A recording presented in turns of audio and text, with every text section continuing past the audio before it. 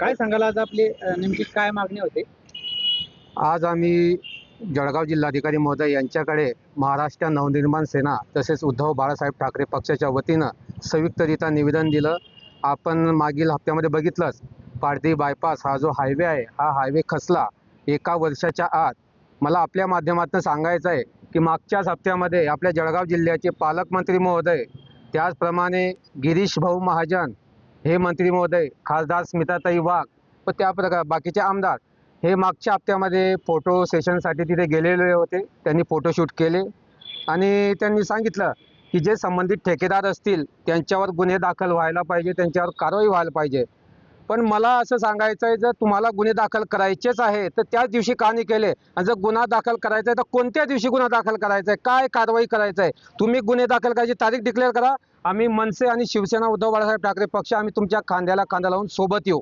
आम्ही मागे नाही हटणार, कारण की आमच्यासाठी जनता ही सर्वप्रिय आहे आणि ठाकरे घराणं हे जनतेला म्हणजे 80% समाजकारण 20% राजकारण करतं. पण हे महायुतीचं दडभद्री सरकार, हे नपुसक सरकार हे जनतेच्या मरणाची वाट पाहत आहे. हे कुठेतरी थांबायला पाहिजे. म्हणून आज आम्ही शांततेच्या मार्गाने निवेदन दिलेलं आहे. येत्या 8 दिवसाच्या आत जर यांनी याच्यावर कारवाई नाही केली तर सर्वात मोठं जन आंदोलन आम्ही छेडल्याशिवाय राहणार नाही. भाऊ, पुलावर मंत्री गिरीश महाजन यांनी गडकरी साहेबांकडे मी याची तक्रार करेल म्हणे असं सांगितलेलं आहे. अहो, मला सांगायचं आहे, खालून वरून सरकार त्यांचंच आहे. हे जरी काम एखाद्या ठेकेदाराला दिलेलं असलं तरी त्यांच्या मर्जीशिवाय, त्यांना विचारल्याशिवाय हे काम दिलेलंच नाही. म्हणून गिरीश भाऊ महाजन हे स्वतःला संकटमोचक म्हणतात, पण मला असं म्हणायचं आहे की गिरीश भाऊ महाजन हे जळगाव जिल्ह्याचा हा शनी आहे. म्हणून हे शनीचं संकट जर दूर करायचं असेल तर येत्या निवडणुकीमध्ये आम्ही मनसे स्टाईल आणि शिवसेना स्टाईल त्यांना लोकशाही मार्गाने आम्ही इसका दाखवू. या ठिकाणी कॉन्ट्रॅक्टरला कुठेतरी पाठीशी घालता असं तुमचं म्हणणं आहे? 100%. कारण की कॉन्ट्रॅक्टर सुद्धा दबक्या आवाजामध्ये पडद्याच्या आड असं सांगतात की हे जेव्हा काम आम्ही सुरू केलं, काम सुरू करत असताना यांनी आमच्याकडनं काही प्रमाणामध्ये कमिशन घेतलं. त्या कमिशनच्या भीतीपोटी ते कारवाई करतात किंवा गुन्हा दाखल असं सांगतायत. म्हणून हे कुठेतरी थांबायला पाहिजे. शेवटी जनतेचा पैसा आहे, आमचा सर्वसामान्याचा हा टॅक्सचा पैसा आहे. याचा कुठेतरी उपयोग चांगल्या गोष्टीमध्ये व्हायला पाहिजे. म्हणून आम्ही आज हे निवेदन दिलं.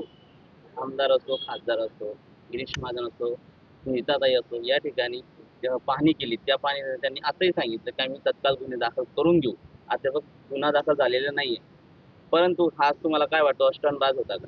हा स्टंटबाज तर होतात, पण हे जे दिवस जे लांब जात आहे 7-8 दिवस, हे वाटाघाटीचे दिवस आहे. म्हणजे कॉन्ट्रॅक्टर, संबंधित कंपनी याच्यामध्ये जर त्यांची वाटाघाटी व्यवस्थितरित्या नाही झाली तर मग ते गुन्हे दाखल करतील. जर वाटाघाटी व्यवस्थित झाली कमिशन बाजमध्ये तर गुन्हे दाखल होणार नाही. पण आम्ही ठाकरेंचे सैनिक, मनसे आणि शिवसेनेवाले आम्ही कधी शांत बसणार नाही. या जळगाव जिल्ह्याला भ्रष्टाचार मुक्त केल्याशिवाय आम्ही राहणार नाही. बायपास हा बंद झाल्यापासून सगळी वर्दळ ही शहरातून जाते आणि कालच या ठिकाणी मोठा अपघात झालेला आहे. एक महिला या ठिकाणी ठार झालेली आहे. अहो, या महायुती सरकारच्या सत्ताधारीतील हे जे जळगाव जिल्ह्याचे लोकप्रतिनिधी आहे यांना लाजा वाटायला पाहिजे. यांच्या दडबदरीपणामुळे, यांच्या नपुसकपणामुळे एक महिला आणि एक पुरुष यांनी आपला जीव गमवावा लागलाय. 2 कुटुंब उद्ध्वस्त झाले. कशासाठी? फक्त यांच्या कमिशनासाठी.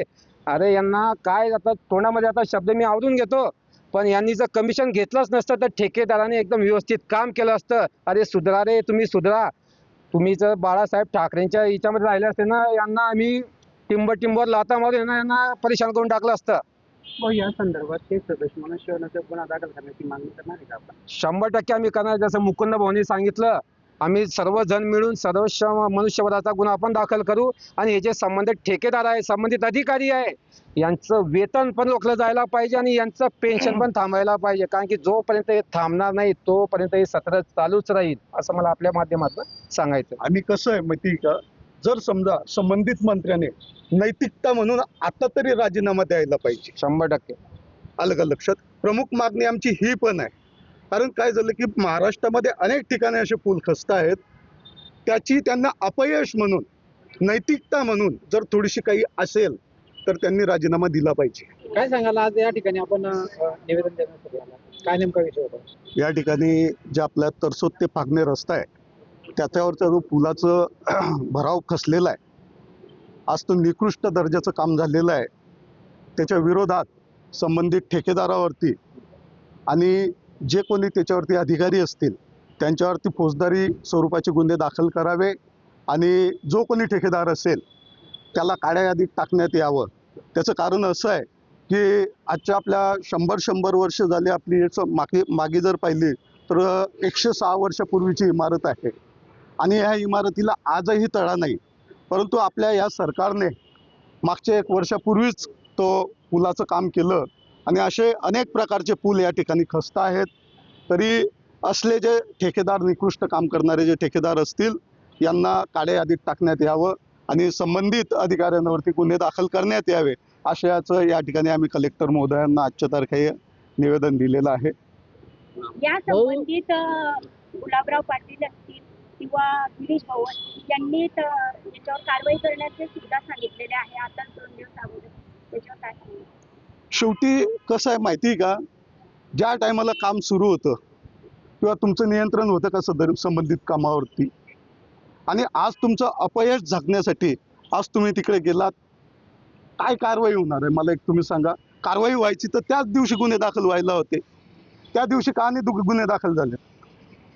तुमचं जो अपयश आहे आणि त्या ठिकाणी तुम्ही स्वतःचं अपयश झाकण्यासाठी त्या ठिकाणी गेलेत, हे चुकीचं आहे, दुर्दैवाचा भाग आहे हा.